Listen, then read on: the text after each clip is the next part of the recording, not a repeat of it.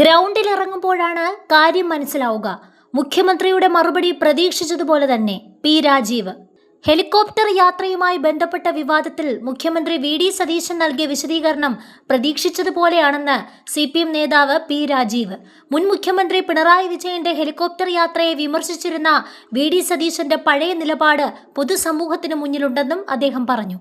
ഗ്യാലറിയിലിരുന്ന് പറയുന്നത് പോലെയല്ല ഗ്രൗണ്ടിലിറങ്ങി കളിക്കുമ്പോഴാണ് കാര്യങ്ങൾ മനസ്സിലാവുക. ഇൻവെസ്റ്റർമാരുമായുള്ള കൂടിക്കാഴ്ചയുടെ കൂടുതൽ വിവരങ്ങൾ പിന്നീട് സർപ്രൈസായി പുറത്തുവരുമെന്നും വിമർശിച്ചു. സംസ്ഥാനത്തെ മഴക്കെടുതിയും ദുരന്ത നിവാരണ പ്രതിരോധ പ്രവർത്തനങ്ങളും ഏകോപിപ്പിക്കുന്നതുമായി ബന്ധപ്പെട്ട് മുഖ്യമന്ത്രി വാർത്താ സമ്മേളനത്തിൽ പറഞ്ഞ കാര്യങ്ങളോട് പി രാജീവ് പ്രതികരിച്ചു. പ്രളയ പ്രതിരോധ പ്രവർത്തനങ്ങളുമായി ബന്ധപ്പെട്ട യോഗം പോലും ചേർന്നത് ഇന്നു മാത്രമാണെന്നും ഇതുവരെ കാര്യമായ നിർദ്ദേശങ്ങളൊന്നും മുഖ്യമന്ത്രിയുടെ ഭാഗത്തു നിന്നും ഉണ്ടായിട്ടില്ലെന്നും രാജീവ് കുറ്റപ്പെടുത്തി.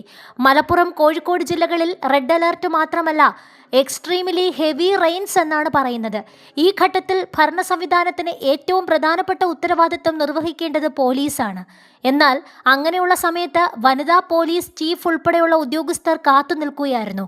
സർക്കാരിൻ്റെ നുണപ്രചരണങ്ങൾ അധികകാലം ചെലവാകില്ലെന്നും ദുരന്ത പശ്ചാത്തലത്തിൽ എല്ലാവരും ഒന്നിച്ചു നിൽക്കേണ്ട സാഹചര്യമാണ് നിലവിലുള്ളതെന്നും പി രാജീവ് പറഞ്ഞു. ഭക്ഷണവുമായി ബന്ധപ്പെട്ട കാര്യങ്ങൾ അനാവശ്യമായി വിവാദമാക്കാൻ ഇടതുപക്ഷത്തിന് ഉദ്ദേശമില്ലെന്ന് രാജീവ് പറഞ്ഞു. സംസ്ഥാനത്ത് നിലവിൽ ആശങ്കപ്പെടേണ്ട സാഹചര്യമില്ല എന്ന് ജനങ്ങളെ കാണിക്കാനാണ് താൻ ഭക്ഷണം കഴിച്ചതെന്ന് മുഖ്യമന്ത്രിക്ക് വേണമെങ്കിൽ പറയാമായിരുന്നു. നിക്ഷേപകരെ കാണാനാണ് യാത്ര നടത്തിയതെങ്കിൽ അത് നല്ല കാര്യമാണ്.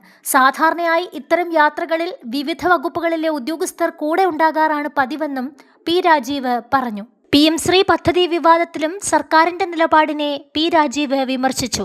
ഇടത് സർക്കാർ മുമ്പ് ധാരണാപത്രത്തിൽ ഒപ്പുവച്ചിരുന്നെങ്കിലും പദ്ധതി നടപ്പാക്കാൻ ഉദ്ദേശിച്ചിരുന്നില്ല. യോഗങ്ങൾ വിളിച്ചു ചേർത്തിരുന്നില്ല.